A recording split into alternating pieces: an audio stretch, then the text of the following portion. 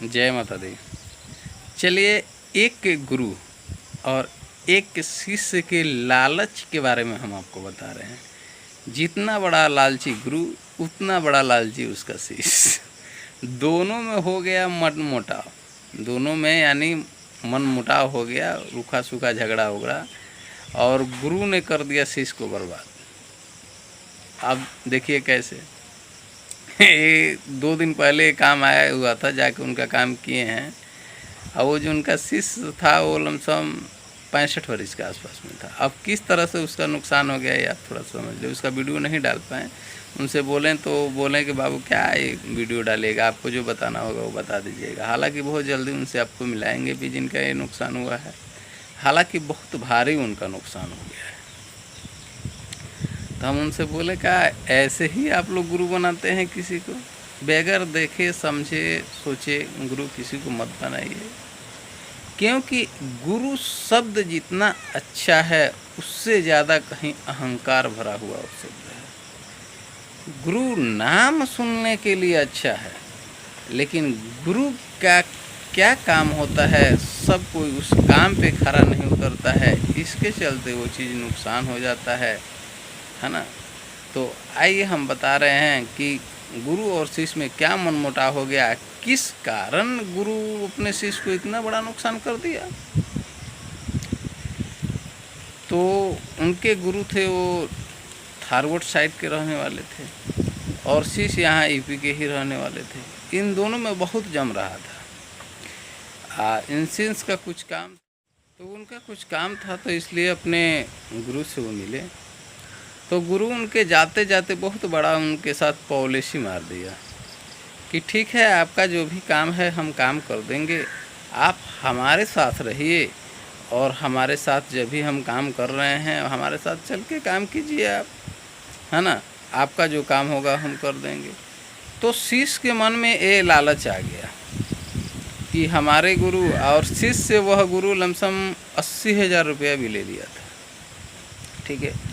और शिष्य के मन में लालच आ गया कि हमारे गुरु हैं, अपने साथ हमको रख रहे हैं और हमारा काम भी करने के लिए कर रहे हैं। तो ऐसे ऐसे करके लमसम 10 साल शिष्य उस गुरु के पास रह चुका था और काम भी वो उनके जो भी उनका गुरु काम कहते यहाँ चलना है काम करने के लिए, चाहे जगह कर चलना है काम करने के लिए, वहाँ जाके वो शिष्य काम भी करता था। बीच में क्या हुआ, जब 10 साल बीत गया, उससे बीच में क्या हुआ, वो 10 साल तक अपने गुरु की प्रतीक्षा करता रहा कि महाराज अब हमारा काम कर दीजिए, है ना। आज गुरु के मन में ये लालच हो गया था कि जब तक 80,000 देने के बाद भी गुरु के मन में लालच था कि ये हमको और पैसा देगा तब हम इनका काम करेंगे, है ना। तो गुरु उनसे 1.5 लाख रुपया मांग रहा था, आए 80,000 दे चुके थे। इसी बीच में इनका मन मुटाव हो गया। चेला ये सोच रहा था, जो भी उनका शिष्य है वो ये सोच रहा था कि हम गुरु के पास आए हैं, 80,000 रुपये दे दिए हैं तो हमारा काम हो जाएगा। अब गुरु के मन में ये लालच था कि हमारा चेला 1.5 लाख रुपया देगा तब हम काम कर रहेंगे। अब शिष्य यह सोच रहा था कि हम इतना दिन अपने गुरु के पास रह रहे हैं तो गुरु हमारा काम उतना ही में कर देंगे। यही लालच मनमुटाव में बदल गया था उन लोगों में। तो शिष्य वहाँ से अपने गुरु के पास से छोड़ के आ गए थे और गुरु इतना बड़ा हरामखोर था, जैसे शिष्य उनका छोड़ के उनके पास से हटा, उसके बाद से जस्ट जो उसके शिष्य के महारानी के रहने का स्थान था, महारानी के जस्ट बगल में ब्रह्मपिशाच लाकर बैठा दिया था। वहीं से सगुन से ब्रह्मपिशाच बीच में बैठा कर दिया था। तो इनका शिष्य जो भी पूजा पाठ अनुष्ठान करने के लिए जाता था माता को, तो माता के चरण में तो जाता था, माता के यहाँ पूजा पाठ देता था, लेकिन वो पूजा पाठ माता को नहीं मिलता था, वो पूजा पाठ ब्रह्मपिशाच उठा लेता था और माता खाली पड़ जाती थी। माता को जब भोग मिलेगा ही नहीं तो माता काम कहाँ से करेंगी। तो ब्रह्मपिशाच पूजा पाठ उठा लेता था, माता खाली पड़ जाती थी। इस चलते लमसम 5-6 महीने के बाद माता भी कुछ रुष्ट हो गई। उसके बाद से ब्रह्मपिशाच को थोड़ा सा शक्ति मिला तो इसके शिष्य के घर से 2 लमसम 21 साल 22 साल लड़की को मार दिया। जब वो लड़का मर गए उसके बाद से उसके शिष्य के मन में बहुत वियोग बैठ गया और जगह जगह घूमते फिरता था कि हमारे घर में हम इतना अच्छा से पूजा पाठ कर रहे हैं, हमारे ही घर ऐसा क्यों नुकसान हो रहा है। फिर आके हमसे मिला 3 से 4 दिन पहले आके हमसे मिला। तो हम बोले कि चाचा चलिए देखते हैं आपके घर में क्या प्रॉब्लम है, चाहे किस हिसाब से प्रॉब्लम है। तो उनका फ़ोन पे काम नहीं किए, जब ये सब प्रॉब्लम देखें तो उनके डायरेक्ट घर गए तो बैठे 1-2 घंटा, बोलें कि चाचा अछत उछत कुछ लाइए, देख ले रहे हैं क्या प्रॉब्लम है।